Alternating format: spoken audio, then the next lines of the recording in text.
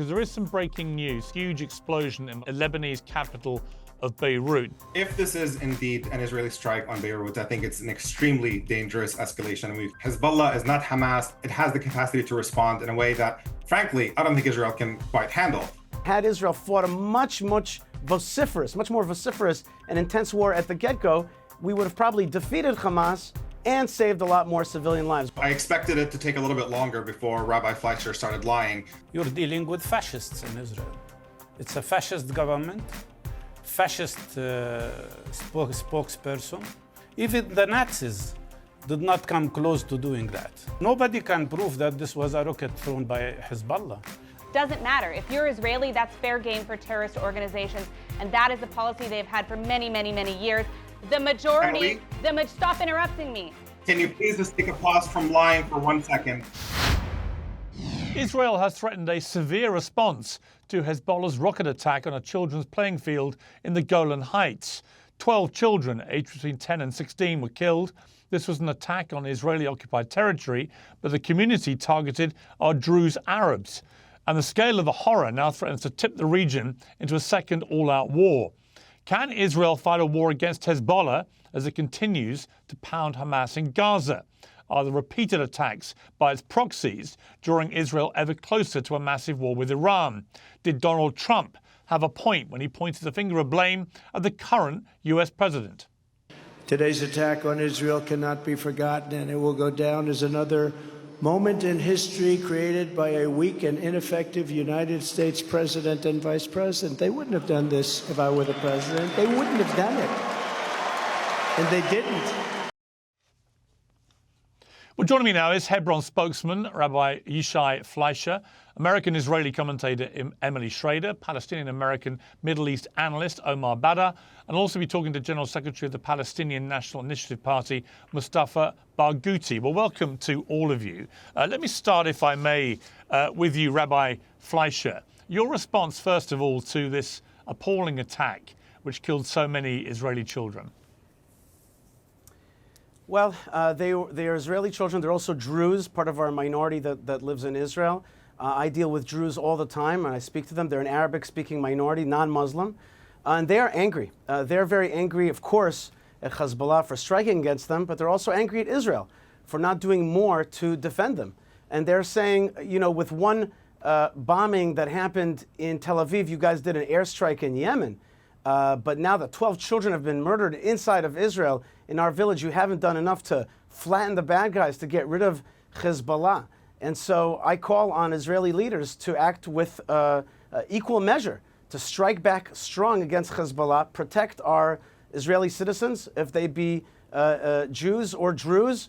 That's what we have to do. We have to push back hard. And whenever I speak to Druze, they're always saying to me, you guys are not strong enough against the jihad. You have to be strong against the jihad. And they know they're Middle Eastern people who have lived in Muslim areas throughout their history. And they know that you got to be strong against these guys and push them back. So if we don't push them back, we're going to see more attacks like that. And Israel simply has to be strong and destroy and disarm the enemy to the north. That's the Iranian-backed Hezbollah militia. But does that mean that there is a preparation going on for an all-out war with Hezbollah? Because if that is the case, the Middle East really is going to go up in flames, isn't it? Well, Piers, what are you going to do? The enemy now has 150,000 rockets trained against us. They could, estimates show that they could shoot 5,000 rockets a day at Israel. They have 20,000 regular troops, up to 50,000 reservists, and it's a very serious gun that has been pulled and cocked against our head. So of course we're going to have a war at some point to get rid of that threat. There's no other way around it. Omar Baddar, this was an appalling incident, wasn't it? Of course it was appalling. It's unspeakable, although I expected it to take a little bit longer before Rabbi Fleisher started lying. Let's be clear about a few facts. First of all, we don't know who's responsible for this rocket attack. Hezbollah has not disavowed any of the literally thousands of attacks that they have launched. This one in particular, they instantly said that it has nothing to do with them because they have neither the political incentive nor a military incentive to target an Arab Druze town in the occupied Golan Heights. And it's quite frankly, at this point, between their denial and the fact that there is no independent investigation, it's not really clear who's responsible for this. But more importantly, and contrary to what Rabbi Fleisher just claimed, the families of the victims want nothing to do with further war. They have refused to meet with Prime Minister Netanyahu. They have refused to allow Israeli politicians to attend their kids' funerals. You can see video of them yelling at them to leave. And there was just a piece in Israel's leading newspaper today, Haaretz, talking about how the majority of the Jewish community don't want the blood of their children to be used to essentially fulfill further bloodshed and the agenda of this fanatical Israeli government that is using this tragedy in order to promote more war. And the last thing I'll say, Piers, that I think is really, really important. If this incident were to take place 1,000 times over, it still would not come close to the death toll in children that Israel has inflicted in Gaza over the past 9 months. So anybody who's actually serious and sincerely concerned about the killing of children and violence should be insisting on an immediate ceasefire in Gaza and the handing of Prime Minister Benjamin Netanyahu and the people around him to The Hague for the war crimes they have committed against tens of thousands of innocent civilians over the past several months. Okay, before I go to Emily, if it wasn't Hezbollah, who was it? Look, there's many possibilities, right? It could be potentially an errant Hezbollah rocket. It could be another group that launched it, or it could be a potential misfire of an Iron Dome missile or something. We're not really sure. The one thing that we do know, Piers, is that the Israeli government lies through its teeth time and time again. They lied about who's responsible for the killing of Palestinian-American journalist Shireen Abu Akleh. They lied about 40 beheaded babies on October 7th. They're just a machine of lies. And so you have to get an independent investigation to actually look into this and sort it all out. But even if it does turn out to be a Hezbollah rocket, if that is indeed what the evidence points to, it's almost certainly an accident because there is no incentive for that target to actually take place. And we should be looking to de-escalate tensions, not rising them up. That's how you actually save the future of the region and pull us back from the brink of war. You work towards de-escalation, and you certainly don't allow this warmongering Israeli government to continue with this plan to wreak havoc throughout the entire region to achieve a level of dominance that it no longer has, and it's desperate to hold on to. All right, Emily Schrader, your response. I mean, I think it's highly ironic that he has the audacity to come on your show and talk about how Israel is targeting children when we're looking at what Hezbollah has done. Hezbollah leaders such as Samir Kuntar, who literally murdered an Israeli child face-to-face with the butt of his rifle.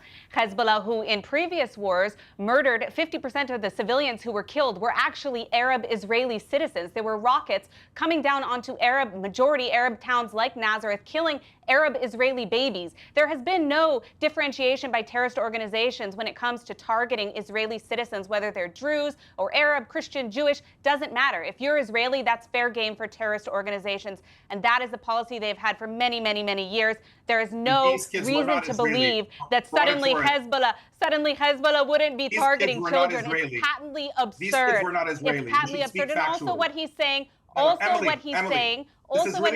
the Jewish communities, the majority, stop interrupting me. The majority of Druze fight side by side. They fight side by side in the IDF. They fight side by side. I know what you're going to say. I know what you're going to say. It's nonsense, and I'll tell you why. Because the Druze in Majdal Shams were all offered citizenship, and they are eligible for citizenship anytime they want to take it. Whether or not they were citizens, they are eligible for it, and they are entitled to Israeli citizens. Some of them were Israeli citizens. I do not know that 100% of them. I do not know if 100%. Let me speak. Stop lying about who these children are. They're not You have been Israeli. lying the entire time. Okay, You came on here and tried to say that Hezbollah. Please don't talk over each other. Hezbollah has no incentive. Yeah, Omar, with respect, Emily let you speak. Hang on. Emily, you can speak. Omar, I did let Omar, you did speak without it. Omar, you spoke without interruption. Let Emily respond, and I will then come back to you, but let her respond. Sounds good. Go for it. The Israeli citizens in the Golan Heights are entitled to Israeli citizenship. They have been offered, and many of them have accepted. The numbers are actually going up over time. In addition to that, I, as a journalist, have spoken to people in Majdal Shams, Majdal Shams, since this started, they are very, very clear about what they want. And frankly, Yishai is correct. The Druze community doesn't put up with terrorist behavior, such as what Hezbollah did. And the idea that Hezbollah doesn't have an incentive to target Israeli children, whether Arab or Jewish, is absurd. Because since their existence, since they were founded, this is a policy that they have had. They have targeted civilians. That is why they're a terrorist organization. And I want to remind everyone of one more thing, that this terrorist organization is a direct proxy of the Islamic Republic of Iran. They're acting at the direction and at the behest of the Islamic Republic of Iran. And the rocket which was fired, according to Israeli sources and according to the IDF itself, was an Iranian-made rocket. So the Iran fingerprints from the Islamic Republic are all over this, the same as they are with every terrorist organization that Israel is dealing with now. And I agree with Yishai that we need to deliver a very, very strong deterrent, not punishment. This isn't about revenge. This is about deterring Hezbollah from attacking Israeli citizens. And they have sent over 6,000 rockets since October 8th. To act as if Israel is warmongering here is patently absurd. All right. May I respond to this let me avalanche go. of lies at this point? Let me just let Omar, hang on, hang on, please. Omar, you respond to what Emily just said, then I'm going to go to Rabbi Fleisher. Sure. Two things. First of all, she said these were Israeli children, and we could see when the Israeli military spokesperson was addressing this incident that he was interrupted by other Israeli officials to point out that they're not, in fact, Israeli. The Golan Heights are occupied Syrian territory, and a significant portion of the Syrian Druze community that lives in them refused Israeli citizenship, which tells you something. And the other thing about what these children and their families want. Omar, do we actually, Omar, do we know how many of the children who died were Israeli citizens? I'm not entirely sure if any of them were or not, but I can tell you there is one thing that is really clear at this point, Piers, that I think is really important, is you can listen to Emily and Rabbi Fleisher tell you about what the families of these kids want, or you can listen to the families themselves, who are widely quoted in the Israeli press, talking at this point about the fact that they don't want the blood of their children to be used as justification for further bloodshed. And they have referred to Netanyahu as a war criminal, and they want nothing to do with this government. So yes, you can listen to these propagandists tell you what their interpretation of these events are, or you can talk directly to the families of these children who were killed with this really incredibly tragic and horrifying incident and find out what they actually want. And it has nothing to do with the lies that we've just heard from Yishai and from Emily. So Okay, Rabbi Fleisher. I mean, family, so there's not a consensus on that. Emily, there's not a consensus at all. Emily, let me go to Rabbi Fleisher, please. Rabbi Fleisher, I mean, it's complex, this particular story, for the reasons that we are now, discussing in this debate. Is that we don't actually know how many, if any, of these children were Israeli school children. I assumed that most of them were. That appears not to be the case. Do you have any information which can say unequivocally either way? I'm a little bit at wonderment at your question, as though it matters. These guys live, they're citizens or residents of Israel. What does it matter? They were shot at by Hezbollah, which shoots into Israel. So we have all kinds of folks, minorities living in our land, all kinds. If they were Arab, that would be okay. They killed 12 kids because they're trying to shoot at Israel, one way or the other. So that's what this is about. What exactly the identity of the kids were, is that really important, Piers? I don't quite understand the question. No, listen, I think it doesn't change the fact these children are being killed. I work with Druze every single day. I always ask them, I say to them, tell me candidly, what do you think about living in Israel? They're like, great country, but you guys are weak. You guys are weak vis-a-vis the jihad. I hear that every day. I work with them. They're in the army in Hebron. I deal with them. They're in the civil administration. And I always say to them candidly, tell me. They're like, you guys are too weak. So what does it matter what exactly the status of these kids are? The kids should not be murdered by folks who, what they do is arm themselves with 150,000 rockets, Iranian paid, ready to shoot at Israel. It happened to have hit some Druze kids. Tomorrow will be Jewish kids. What's the difference? Okay, well, let me turn to Palestinian kids who were killed. 30 people, including women and children, were killed in an Israeli airstrike on a school in central Gaza on Saturday. Over 130 odd injured, I think.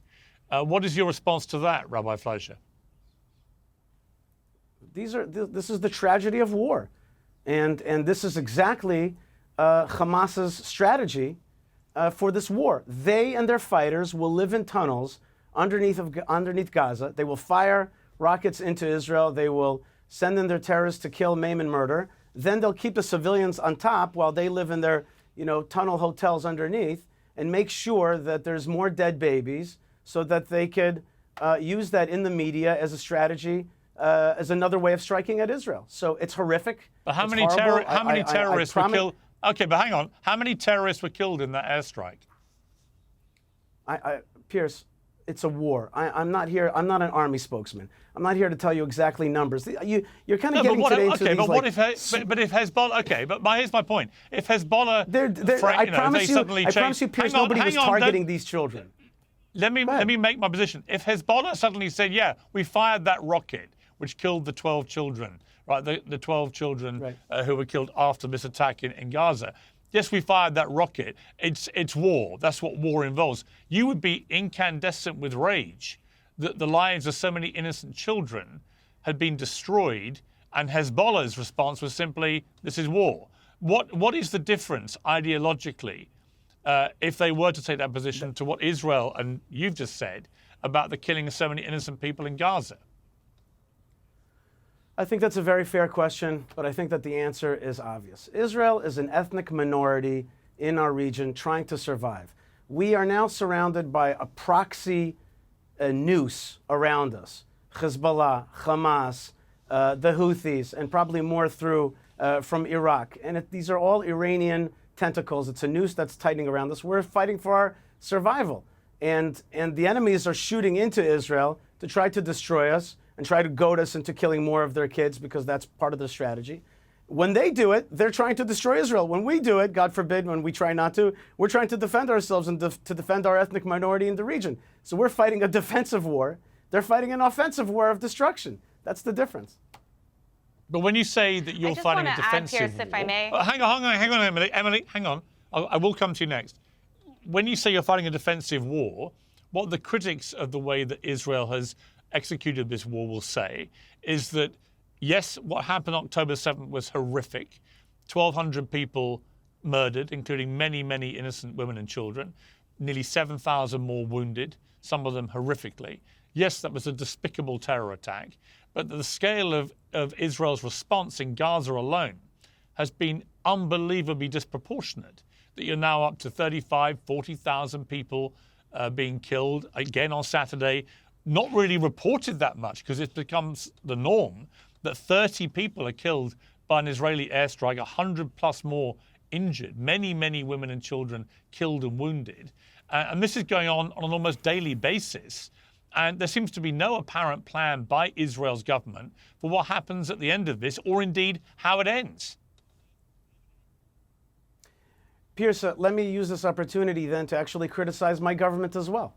I think that Israel should have fought this war much harder right at the beginning. In the first 2 weeks, we should have shut down the electricity and the water and the fuel, and we should have dried out the terrorists. We should have turned off all those turbines that bring air into those tunnels. We should have fought a very hard and fast war instead of a drawn-out 10-month war where we still haven't even destroyed Hamas. And so I'm a critic of that as well. I say that had Israel fought a much more vociferous and intense war at the get-go, we would have probably defeated Hamas and saved a lot more civilian lives. When you draw it out, when you let the international community send in food, which then gets taken by Hamas for their fighters, and you slow everything down and you make it into a war of attrition, more and more people die. And so I say, be much more aggressive, quick, strong, push back on the bad guys. And I agree with you 1,000%. I couldn't agree even more that Israel does not have an endgame strategy. As I've said on your show previously, people like myself believe that Israel should govern Gaza, re-govern Gaza militarily, and then slowly but surely resettle it. And of course, give decent Arabs, Palestinians who are pro-Israel, who are anti-jihad, which there are millions of them. There are millions that are sadly pro-jihad, but there are millions who are against it and want a decent life with Israel. This is our ancestral land. This is part of the mandate for Israel. And so this is the place that we should govern. I might even be in disagreement with some of my colleagues in Israel, but people like myself believe that we should be bigger, bolder, hold on to that land. And that's the endgame strategy, which is to govern that place, rid it of jihad, rebuild it, give decent people an opportunity for a decent life. Only Israel can ensure that. Certainly not the Palestinian Authority, certainly not Hamas or some kind of international consortium. It's not going to work. It never worked. And they're just going to rebuild the jihad if you let them. And I say destroy the jihad, govern the place, give decent people an opportunity for a life again in Gaza. Let me go to the General Secretary of the Palestinian National Initiative Party, Mustafa Barghouti. Mustafa Barghouti, thank you for joining me. Your response to what you just heard from Rabbi Fleisher.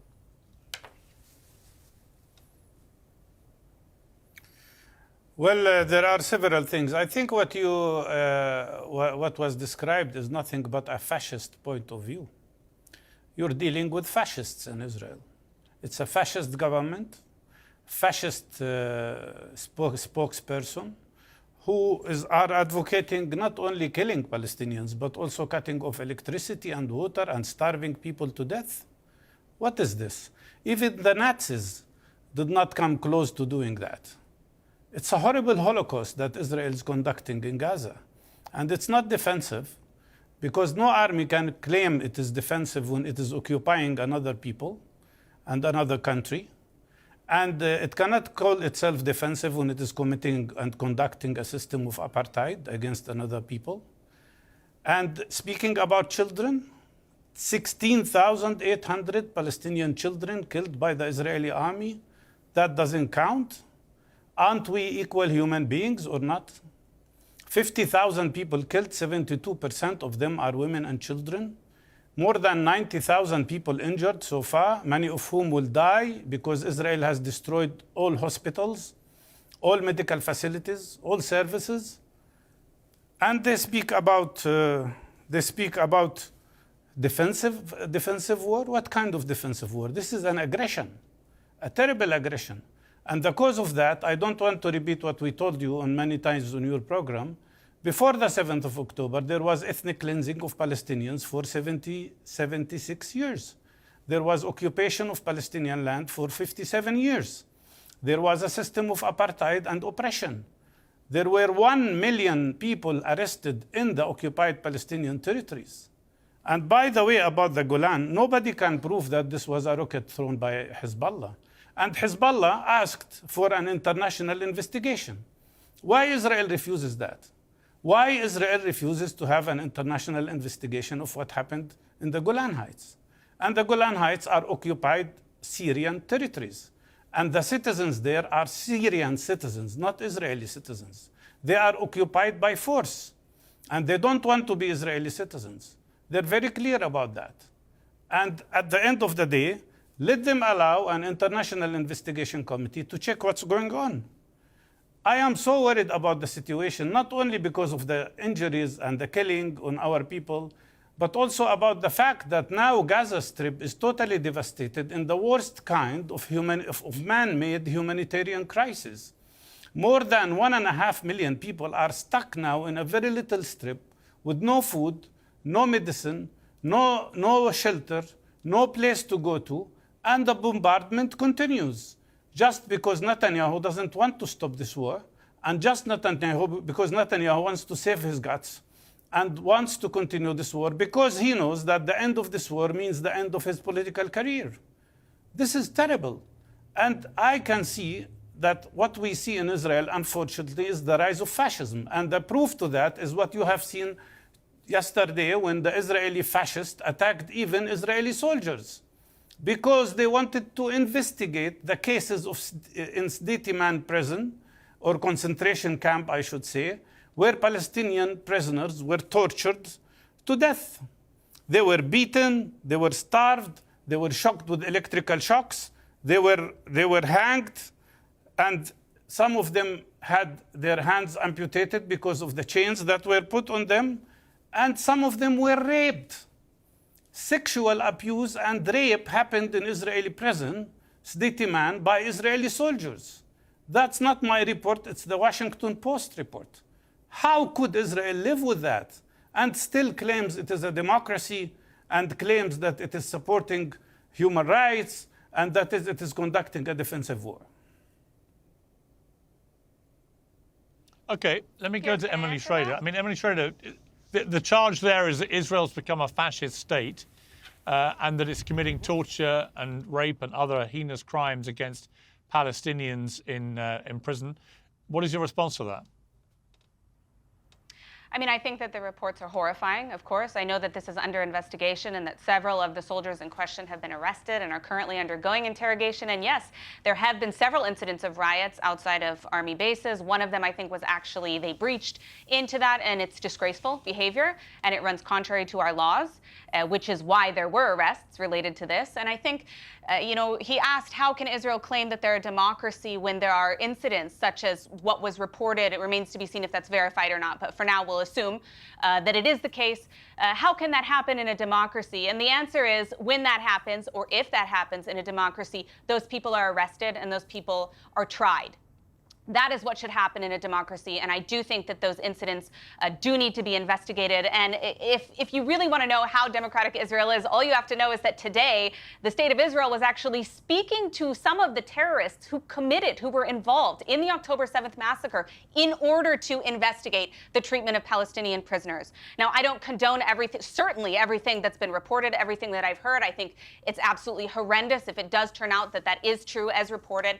However, the fact that we are investigating it alone shows a stark contrast when you look at how people reacted to what happened on October 7th. Hamas tried to claim falsely that rape wasn't something that was condoned. It turns out from the materials that were recovered from the terrorists themselves, including their instructions that were given to them by Hamas, in those instruction booklets, they had religious approval to commit acts of sexual violence against civilians that day, which was committed against both men and women, as we have seen from survivors as well as those who did not survive reports, as well as from the terrorists themselves who carried them out. Some of them have admitted this during investigations.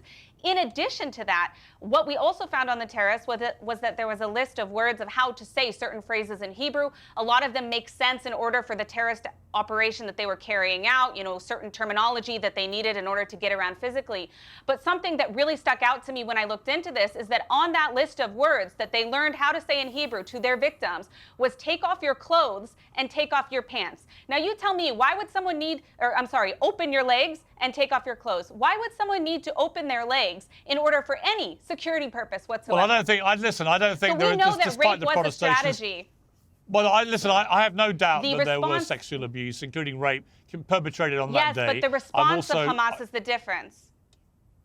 Well, okay, because what we see in response to that isn't that Hamas investigated it. Israel is investigating. Israel's investigating, and those people, if they committed that, should be prosecuted. They should be imprisoned. Hamas doesn't do that. Hamas praises it. I understand that.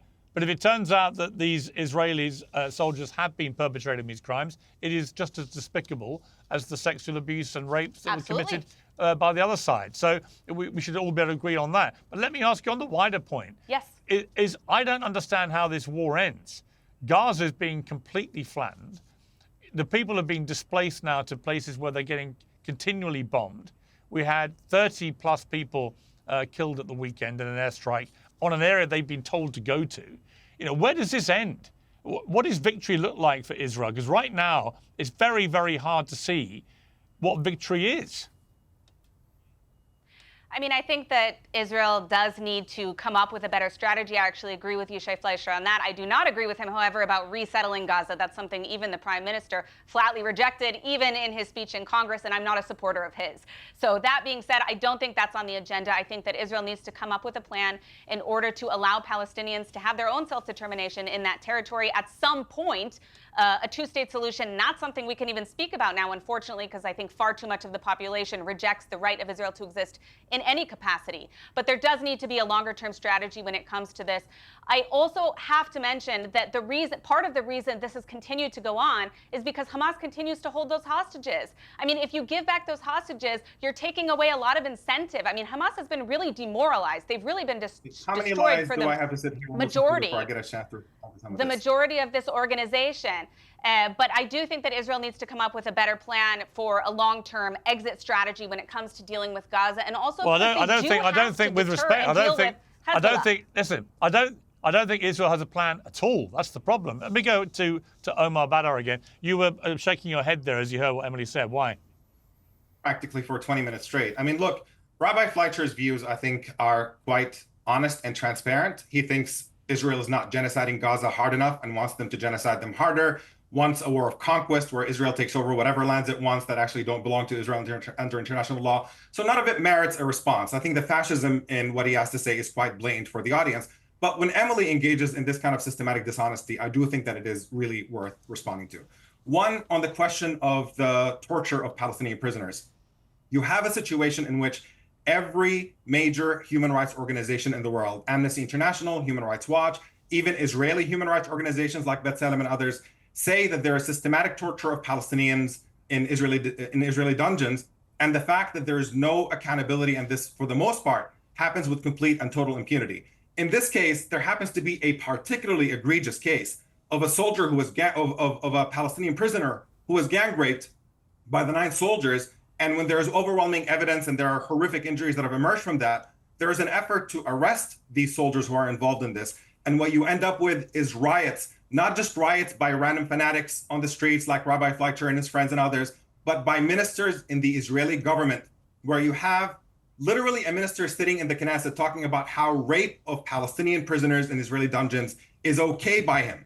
This is stuff that is being said by government ministers. And I'm sorry, when a society has disintegrated into this level, where people who are supposed to represent a country in government are rioting and defending riots in defense of gang rape, you know something is terribly, terribly wrong here.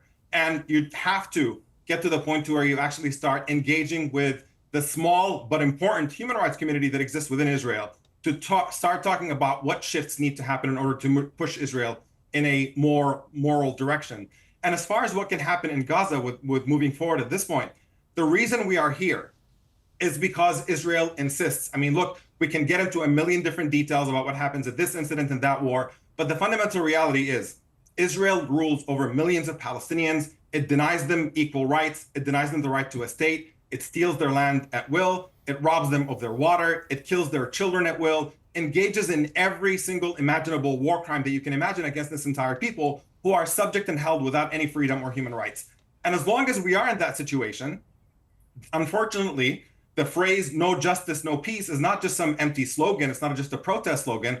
It's a description of what human nature is, that in any situation where you have injustice against the people who are being held without rights, that is a recipe for conflict. And if we are, once again, serious about getting out of a situation of perpetual conflict, we have to move towards recognizing Palestinians as equal human beings. Okay, but Omar, how do you,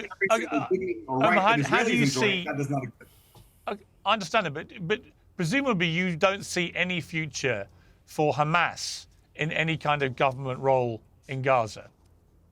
Look, in the long term, we have to move towards rejecting all forms of violence. But again, justice is a prerequisite for that. And what the problem that you have right now, Piers, is that you have a fascist, monstrous, genocidal government on one side practicing apartheid for decades, gets to carry out wanton violence. And then we're asking the question of, should Hamas exist or not? Yes, obviously, in an ideal world, Hamas would not exist. But Hamas is a natural product of the policies that Israelis impose on Palestinians, that whenever you abuse and humiliate and deny people their freedom for this long, people are going to gravitate towards violence. And that's how groups like Hamas form in the first place. So are we just going to sloganeer about which groups should exist or not exist? Or are we interested in solving a problem? And if we are interested in solving it, there is no denying that our complicity in Israel's war of conquest for decades now, stealing land in the West Bank, occupying the Golan Heights, imposing a suffocating siege on the people of Gaza and denying them water and electricity and all of this, that's a recipe for more conflict. And we have to end international support for this regime until that apartheid system falls, and then we can move forward towards a better future. And that is a future in which Hamas would not exist, because people who are calling for violence on the Palestinian side would not find any support, because Palestinians would see that there is a prospect for a better future and justice and human rights. Rabbi Fleisher, my problem. Hang on, Emily. Emily, hang on. Let me get to Rabbi Fleisher. Rabbi Fleisher, my problem with what you said earlier when I spoke to you was that you basically outlined a situation where what you wished had happened was that very early on, after October the 7th, Israel turned off, I think you said, the water, the power, the food. And then you talked about Israel basically taking over the whole of Gaza at the end of this. That is an occupation. I mean, that is pure evidence, is it not, that Israel is an occupying country, because what you're saying is you have the ability to control the on and off switch for Palestinians to have food, to have power, to have water. And at the end of it, you want to just go in take it over anyway. That is the purest embodiment of an occupation. Both the power levers you have to control whether they eat or have power or whatever, and secondly, your desire for just taking over the entire Gaza Strip at the end of it. So let me clarify. First thing is, let's remember that when you start wars, then the other side wars back at you, right? They started a horrific war against us. That's what happens. You start with Israel, with the Jewish people. You try to destroy them and injure them. Expect us to fight back with ruthlessness and with seriousness to destroy you back. That's what happens. When you have a society that supports the Hamas, that's what happens. So first thing is, like, remember that wars are not pretty things. If you start a war against, you're an aggressor, accept the idea that the other side is going to push back hard. You can't start a war and then be like, hey, look what you're doing to me. That's what happens when you start a war. Hang on. Okay, Rabbi Fleisher, let me just clarify. I'm not disputing that Israel had an absolute right and duty to defend itself and was obviously going to respond with significant force. I was really pointing out that what you said was they should have turned off the power, the water, the food. It's Israel's ability to do that is part of the problem. That is what an occupying force does. It has that control over food, over water, we are neighbors with over Gaza. electricity. We gave away Gaza and in 2005. I don't think there could be. But how can there be a future for Palestinians if, out of all this horror, Israel continues to be able to control the ability of Palestinians to eat or have power? Piers, please. Let's be clear. Every power in the world controls other minorities. You have a British accent at some point. You know, England controlled a lot of the world, but there's all kinds of minorities that live in England to this very day. Every power, if it's the Turks or the Iranians or the Egyptians, and any power in the world has other minorities living inside of it. We have an Arab minority living within the Jewish state. The Jewish area is a tiny area within the Arab majority. There are minorities living in the Middle East, like the Kurds, like the Israelis, who are armed and defend themselves. Now, we have neighbors that have attacked us. We're pushing back on those neighbors. And please be accurate about let's quote me accurately. What I said was, had we fought a more ruthless war from the get-go, it would have been done in 2 weeks. We would have saved countless of civilian lives, because when you draw it out, that's when people die. When you make it fast and furious, which is the Israeli military doctrine, then you save a lot of lives. I wanted to see Israel destroy the terrorists and the tunnel system from the get-go quickly and not kind of be slow about it, thereby saving a lot of civilians. Now, I believe that this is our land from the get-go. Gaza is not Palestinian. It's never been Palestinian. That's a recently created narrative. It was wrestled away from Egypt. We're actually liberated away from Egypt in the 6-Day War. We took control of it. There's minorities living there. Good. They could live under Israel. Minorities live under Israel. Puerto Ricans live under America. It happens. There's such a thing as minorities. I say control that area. Give people a chance for life. That doesn't mean occupation. And the word occupation itself, speaking of lies, I've been called on this program, by the way, Piers, I've been called every name. Fascist, liar, apartheidist, every word. Except there's one word that's missing from the lexicon of my interlocutors on this program, which is jihad. They make it look like Hamas is some kind of like human rights organization fighting for liberation and equality and a two-state solution. Read the jihad charter, the Hamas charter, that is full of the ideas that the Jewish people should be destroyed, that Israel is some kind of crusader continuation of the Crusaders and needs to be wiped away, just like they took out the Crusaders in the Middle Ages. And they have all this language that's clear what their real intention is. So the people that are with me on the program, they are basically they are wolf in sheep's clothing.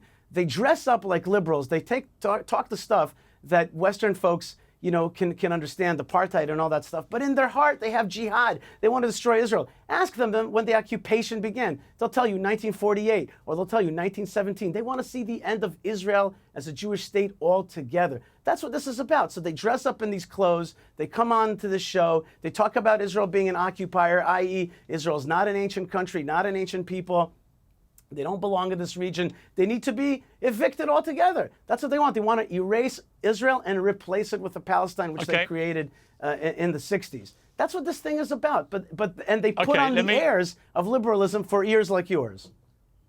Sorry. Okay, let me just go to Emily, because there is some breaking news. Sky News Arabia is reporting a huge explosion in the Lebanese capital of Beirut. Now, if that is a retaliatory strike by Israel against the, as they see it, Hezbollah rocket attack that killed 12 Druze and Israeli children, what is your reaction to that? And how concerned should we all be that if this is an Israeli strike at the heart of Beirut, that this is now a dramatic escalation in what is going on in the Middle East? Well, if it is Israel, that definitely is a major escalation, and we'll have to follow that closely and see what happened. But I do have to say that the fact that Beirut is even involved in the first place is a part of the problem. Nobody's speaking about Lebanon's involvement and Lebanon's role. Lebanon's a sovereign country. You know, it doesn't have the same excuses that some of these Palestinian factions have, and Lebanon does bear responsibility for that. And unfortunately, it's being occupied, for lack of a better term, by the Islamic Republic of Iran. But that doesn't change the fact that that country does bear responsibility. Not only that, the United Nations bears responsibility. It was the UN that's supposed to keep Hezbollah in line, according to UN Resolution 1701, and has failed to for many, many years, as Hezbollah has used that southern border to build up what they've built up along with the Islamic Republic. Now, I also want to just correct one small thing, and that is that if that is Israel, it's not in retaliation for a strike that killed the 12 children.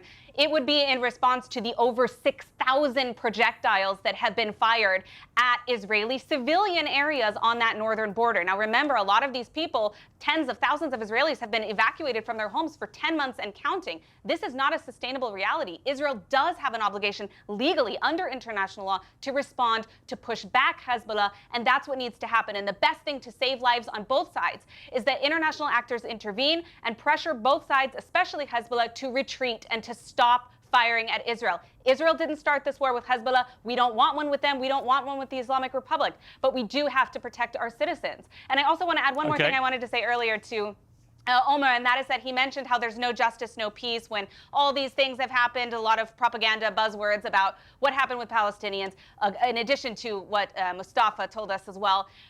If you're talking about no justice, no peace, that's the exact same logic that someone, not me because I condemned it, but that someone could use to justify the egregious acts alleged at this point, but egregious acts committed against Palestinian prisoners. The fact that they are still holding hostage 100 people. This is outrageous. Emily, I want to get there's been sexual violence against them too. Okay.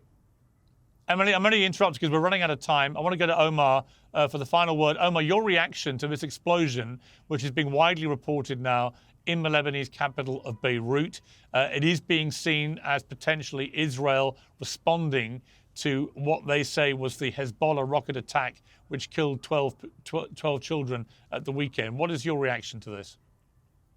If this is indeed an Israeli strike on Beirut, I think it's an extremely dangerous escalation, and we could be heading towards a configuration that has unknown bounds. Hezbollah is not Hamas. It is infinitely more powerful. It has the capacity for deterrence.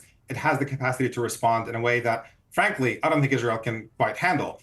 But the issue is that there has been literally hundreds of Lebanese who have been killed by Israeli bombings over the past several months, including plenty of civilians, including Lebanese children. So you have this dynamic of a back and forth across the border. And once again, it ultimately comes down to the fact that Israel is refusing to end the genocide in Gaza. That is the cause of the fact that we have a tension and this back and forth on the northern border. And rather than come together and say, okay, how do we calm the situation down? Israel is insistent on a dynamic in which it can dominate and kill and obliterate and steal land at will. They can occupy the Golan Heights, they can occupy the West Bank, they can besiege Gaza, they can slaughter tens of thousands of children in Gaza. But if somebody fires something across from Lebanon, then that's justification for Israel to expand the war. It is utter and complete lunacy. We have every single time that we've lived in a world in which crimes like this have happened in the past, people have sat around and said, how could people back then let that happen? Why didn't anybody intervene? And right now we have a dynamic in which a rogue apartheid state that is engaging in genocide is escalating us towards regional catastrophe. And rather than the world stepping up to actually hold this country accountable and demand de-escalation and demand equal rights for everyone and a way to solve the problem, it's nothing but throwing more arms and more money at this genocidal state that is actually pushing us all towards the cliff. Okay. It is incredibly dangerous, and it requires intervention in a very different direction than the one we've seen.